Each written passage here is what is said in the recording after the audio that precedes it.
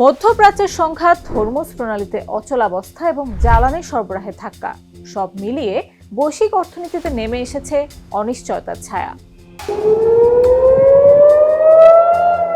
তবে সংকট যত গভীরই হোক, অর্থনীতির চিরাচরিত নিয়মে কিছু খাত ঠিকই সুযোগ খুঁজে নেয় এবং এবারও তার ব্যতিক্রম হয়নি। অস্থির এই সময়েও এমন কয়েকটি শিল্প রয়েছে যারা উল্টো শক্ত অবস্থানে দাঁড়িয়ে লাভের মুখ দেখেছে।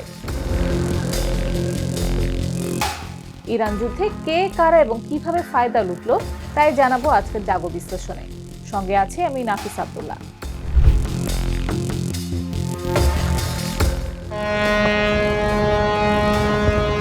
প্রথমেই বলতে হয় ওয়াল স্ট্রিটের বিনিয়োগ ব্যাংকের কথা। যুক্তরাষ্ট্রের প্রেসিডেন্ট ডোনাল্ড ট্রাম্পের দ্বিতীয় মেয়াদ শুরুর পর থেকে বৈশ্বিক বিনিয়োগকারীরা এক অস্থির পরিস্থিতির মধ্য দিয়ে যাচ্ছেন। প্রেসিডেন্টের খামখেয়ালি সিদ্ধান্তে যখন ট্যাকো ট্রেড অর্থাৎ ট্রাম্প অলওয়েজ চিকেন সাউটের মতন শব্দের উৎপত্তি হয়েছে, সেই সময় বিনিয়োগ ব্যাংকগুলো লাখ লাখ ডলার আয় করেছে। অর্থনৈতিক বিশ্লেষকরা বলছেন, গ্রাহকেরা তাদের বিনিয়োগের অবস্থান পরিবর্তন করতে চান, ফলে তারা ঘন ঘন লেনদেন করেন। এতে স্প্রেড বেড়ে যাওয়ার প্রবণতা তৈরি হয়, যা ব্যাংকগুলোর মতো মধ্যস্থতাকারীদের মুনাফা বাড়িয়ে দেয়। মূলধারার ওয়াল স্ট্রিট ব্যাংকগুলো যখন মুনাফা লুটেছে, তখন আয় বেড়েছে ক্রিপ্টো ভিত্তিক পূর্বাভাস প্রদানকারী platform পলিমার্কেটের।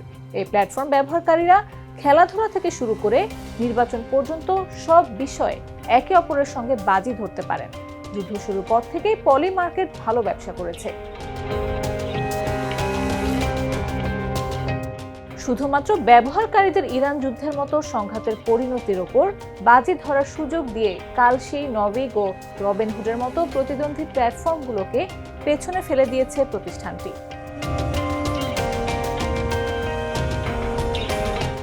Ukraine, Iran, Sudan, Gaza ও লেবাননে বড় ধরনের সংঘাত এবং বিশ্বজুড়ে প্রতিরক্ষা ব্যয় বৃদ্ধি পাওয়ায় মহাকাশ গবেষণা ও প্রতিরক্ষা শিল্পে এবছর সুসময় যাচ্ছে, যা মোটেই বিস্ময়কর নয়।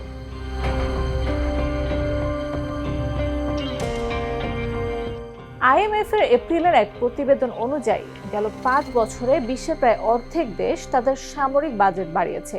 এর মানে হলো দেশগুলো আগের চেয়ে অনেক বেশি পরিমাণে ড্রোন থেকে শুরু করে ক্ষেপণাস্ত্র সবকিছুই কিনছে। বিশেষ করে ইউরোপে এই চাহিদা দ্রুত বাড়ছে, যেখানে ন্যাটো ভিত্তিক দেশগুলো 2035 সালের মধ্যে তাদের প্রতিরক্ষা ব্যয় মোট দেশজ উৎপাদনের 5% উন্নীত করার অঙ্গীকার করেছে। এর প্রভাবে শেয়ার বাজারে প্রতিরক্ষা খাতের বড় ধরনের মুনাফা দেখা গেছে।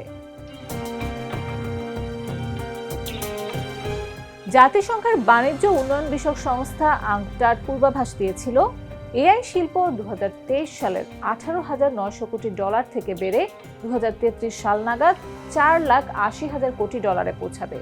ইরান যুদ্ধ এই সম্ভাবনায় কোনো নেতিবাচক প্রভাব ফেলতে পেরেছে বলে মনে হচ্ছে না। বিশেষজ্ঞরা বলছেন, ইরান যুদ্ধের অভিঘাত সত্ত্বেও কৃত্রিম বুদ্ধিমত্তা এবং নবায়নযোগ্য জ্বালানির মতো অনেক খাতে স্থিতিশীলতা লক্ষ্য করছেন তারা।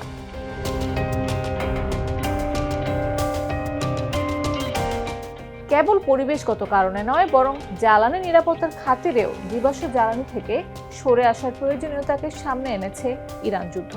করোনা মহামারী এবং 2022 সালে ইউক্রেনের রাশিয়ার অভিযানের পর এই যুদ্ধ চলতি দশকে তৃতীয়বারের মতো বড় ধরনের জ্বালানি সংকট তৈরি করেছে। ইআইইউর বিশ্লেষকরা বলছেন, জরুরি ভিত্তিতে জীবাশ্ম জ্বালানি থেকে দ্রুত সরে আসা এবং নবায়নযোগ্য জ্বালানির দিকে বহুমুখীকরণের যে প্রয়োজনীয়তা ছিল, ইরান যুদ্ধ এই খাতে সেই গতিশীলতা আরও বাড়িয়েছে। ইরান যুদ্ধ এশিয়ার দেশগুলোতেও নতুন নতুন নীতি প্রণয়নে হিড়িক ফেলে দিয়েছে। সাধারণত হরমুজ প্রণালী দিয়ে পরিবহন করা তেল ও গ্যাসের 80 থেকে 90% কেনে এশিয়ার দেশগুলো। প্রণালীটি বন্ধ হওয়ার পর থেকে এই অঞ্চল জ্বালানির বিকল্প উৎস খুঁজে পেতে হিমশিম খাচ্ছে। এই পরিস্থিতি দেশগুলোকে জ্বালানি রেশন এবং দামের ঊর্ধ্বসীমা নির্ধারণের মতো জরুরি পদক্ষেপ নিতে বাধ্য করেছে। এইসব নীতি প্রণয়নের এই জোয়ার নবায়নযোগ্য জ্বালানি শিল্পের জন্য ইতিবাচক হয়েছে। অর্থাৎ একদিকে যেখানে যুদ্ধ আর অস্থিরতার চাপে পড়েছে বৈশ্বিক অর্থনীতি, অন্যদিকে সেই সংকটই নতুন করে সুযোগ তৈরি করেছে কিছু খাতের জন্য। Mr. Noodle.